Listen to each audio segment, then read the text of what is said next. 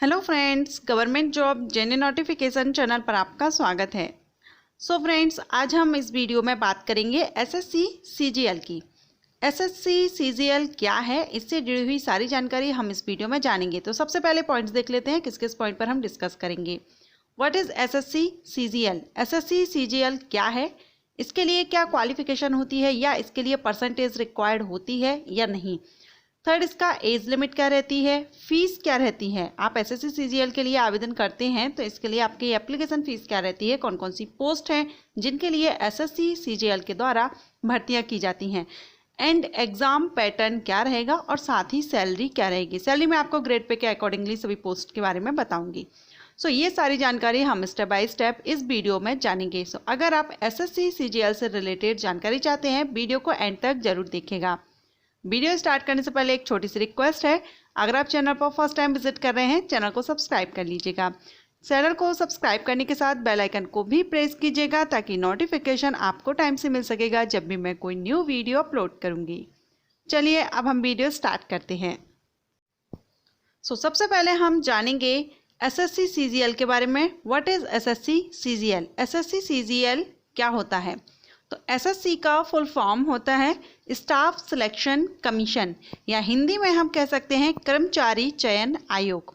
यह एक recruitment agency है जो सेंट्रल गवर्नमेंट के लिए कर्मचारियों का चयन करती है। अब हम जानते हैं एसएससी सीजीएल के बारे में। तो एसएससी क्या होता है, इसका फुल फॉर्म आपने जाना, staff selection commission, and CGL का फुल फॉर्म होता है कंबाइंड ग्रेजुएट लेवल।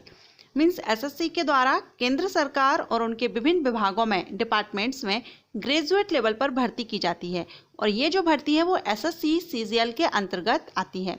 यह नेशनल लेवल का एग्जाम है। मीन्स आप ऑल इंडिया से इस एग्जाम में बैठ सकते हैं, ये एग्जाम आप दे सकते हैं। तो अगर आप एसएससी के द्वारा जो ग्रेजुएट लेवल की जो भर्तियां होती हैं या जो पोस्ट होती हैं उनके लिए आप अप्लाई करना चाहते हैं तो आप एसएससी सीजीएल का एग्ज़ाम दे सकते हैं। इसके अंतर्गत बहुत सी पोस्ट आती हैं जिनके बारे में हम आगे जानेंगे, एंड ये जो पोस्ट हैं वो ग्रुप बी एंड सी के अंतर्गत आती हैं। इट मीन्स एसएससी सीजीएल के द्वारा group B and group C post पर भर्ती की जाती है। तो यहाँ तक हमने जाना एसएससी सीजीएल क्या है। अब हम जानेंगे एसएससी सीजीएल के लिए क्वालिफिकेशन क्या होनी चाहिए। तो आपके पास मिनिमम क्वालिफिकेशन ग्रेजुएशन होना चाहिए किसी भी स्ट्रीम से, क्योंकि एक ग्रेजुएट लेवल का एग्जाम है इसलिए आपका ग्रेजुएशन होना जरूरी है। किसी भी स्ट्रीम से आपने ग्रेजुएशन किया होना चाहिए।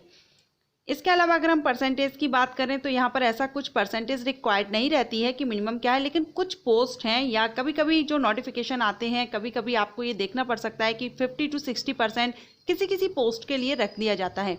लेकिन यहाँ पर अगर हम देखें ज़्यादातर कोई परसेंटेज रिक्वायर्ड नहीं रहती है। आप पास हैं ग्रेजुएशन तो आप यहाँ पर अप्लाई कर सकते हैं।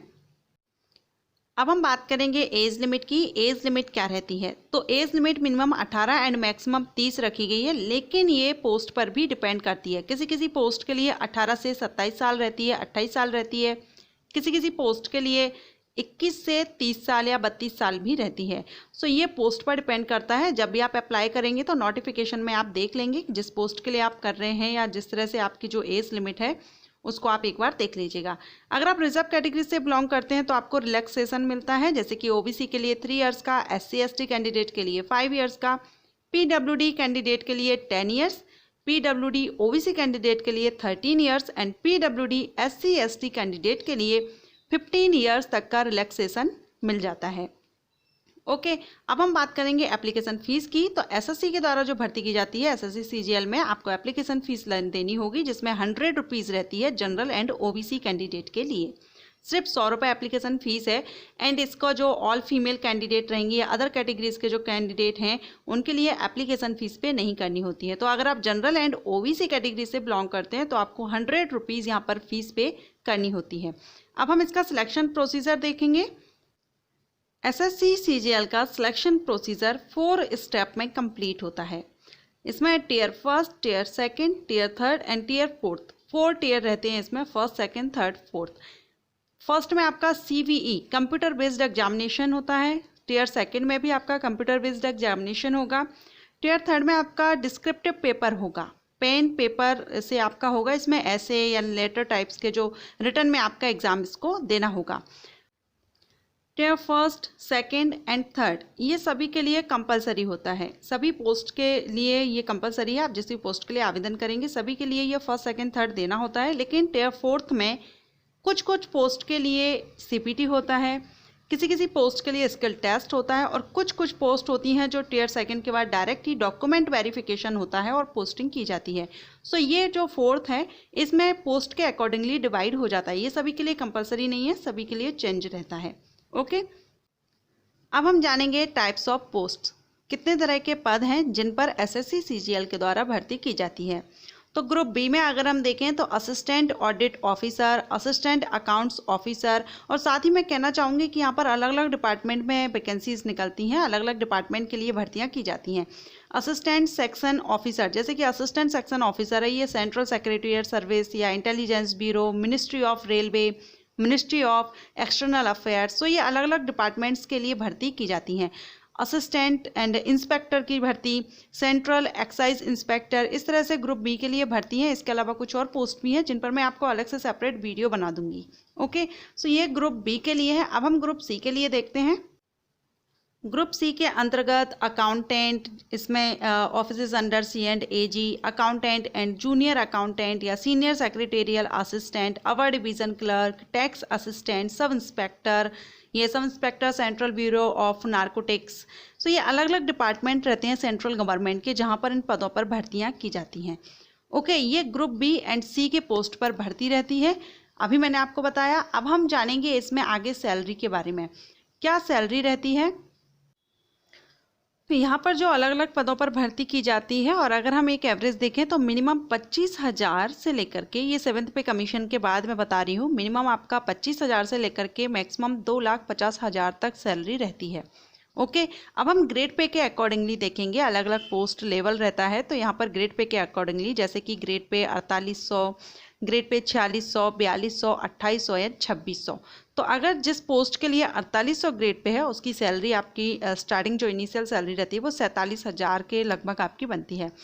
4600 ग्रेड पे के लिए 44,900, 4200 ग्रेड पे के लिए 35,400, 2800 ग्रेड पे के लिए 29,200 एंड 2600 ग्रेड पे पर 25,500 ऑलमोस्ट सैलरी बनती है।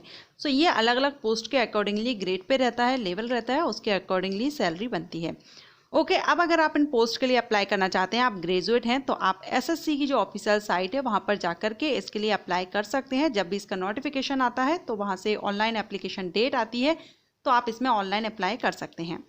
सो फ्रेंड्स, ये थी जानकारी एसएससी सीजीएल की। एसएससी सीजीएल क्या है, इसके लिए आप क्या क्वालिफिकेशन होती है, एज लिमिट क्या होती है, पोस्ट क्या रहती है, सैलरी क्या रहती है, सारी जानकारी मैंने आपको इस वीडियो में दी। आशा करती हूँ आपको ये वीडियो पसंद आया होगा। अगर वीडियो पसंद आया है तो वीडियो को लाइक कर लीजिएगा, चैनल को सब्सक्राइब करके और बेल आइकन को भी प्रेस कीजिएगा ताकि आपको नोटिफिकेशन मिल सकेगा। Thank you.